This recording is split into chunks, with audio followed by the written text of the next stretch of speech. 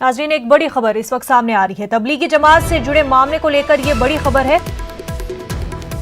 तबलीगी जमात से जुड़े मामले पर सर्च ऑपरेशन जारी। मुंबई के 4 मकामात पर ईडी की तलाशी कार्रवाई। मनी लॉन्ड्रिंग मामले में ईडी की तलाशी कार्रवाई। अंधेरी और एसवी रोड पर ईडी की टीमें मौजूद।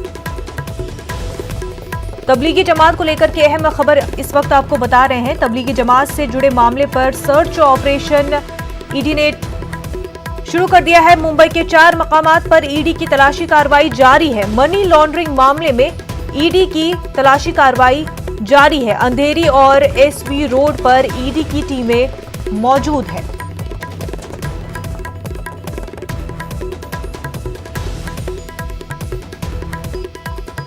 नाज़रीन, आपको बता दें कि तबलीगी जमात को लेकर के ये अहम खबर है।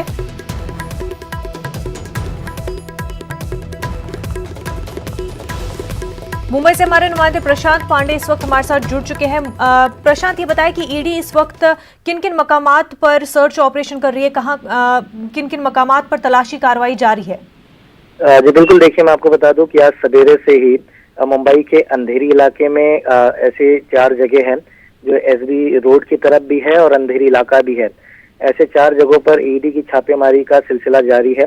और आपको याद होगा कि मार्च महीने में जब निजामुद्दीन में मरकज में जब आयोजन किया गया था तो उस वक्त ये बातें सामने आई थी कि विदेशी फंड जो है काफी जो है मोहम्मद साद और उनके जो प्रबंधक है मरकज के, उनके अकाउंट में आया था।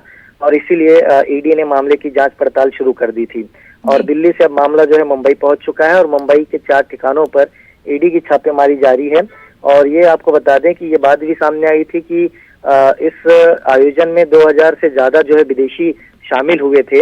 और इस साथ ही जब ये बातें सामने आने लगी कि उसके चलते कोरोना का प्रभाव फैलने लगा और लोगों से गुजारिश की गई कि जहां पर होंगे खुद को जो क्वारंटाइन करे ताकि देश में जो है प्रभाव कम हो जाए। लेकिन उसके बावजूद लोग सामने नहीं आ रहे थे और यही वजह है कि उसके बाद जो है कानूनन कार्रवाई को अंजाम दिया गया।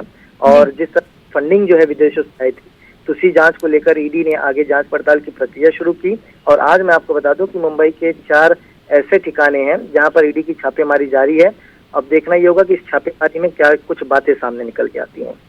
बिल्कुल प्रशांत, दिल्ली की क्राइम ब्रांच ने 7 लोगों के खिलाफ जो है एफआईआर दर्ज की थी। उसके बाद से फिर जिस तरह से ईडी ने पूरे मामले को लेकर तहकीकात की है, तो अभी तक की जांच पड़ताल से क्या कुछ सामने आया है?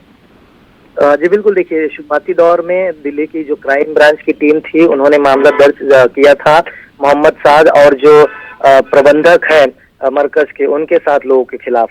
लेकिन जांच पड़ताल की प्रक्रिया शुरू की गई और जब देखा गया कि मोहम्मद साद जो है उनका कहीं पता नहीं चल रहा है, वो अब्सकॉन्डिंग है, तो उसके बाद जब देखा गया कि पैसे जो है मार्च महीने में काफी मरकज के प्रबंधक और मोहम्मद साद के अकाउंट में आए हैं विदेशी मुद्राएं, तो उसको लेकर ईडी ने भी अपनी जांच जो है तेजी कर दी है। बहरहाल जिस तरह से मैंने कहा कि जांच पड़ताल की प्रक्रिया जो है ईडी की तरफ से की जा रही है और देखना ये होगा कि क्या दिल्ली के तार मुंबई में जुड़ते हैं और जुड़ते हैं तो इस जांच में इस रेड में क्या कुछ सामने आता है। बिल्कुल प्रशांत, बेहद शुक्रिया आपका तमाम तफसीलात के लिए।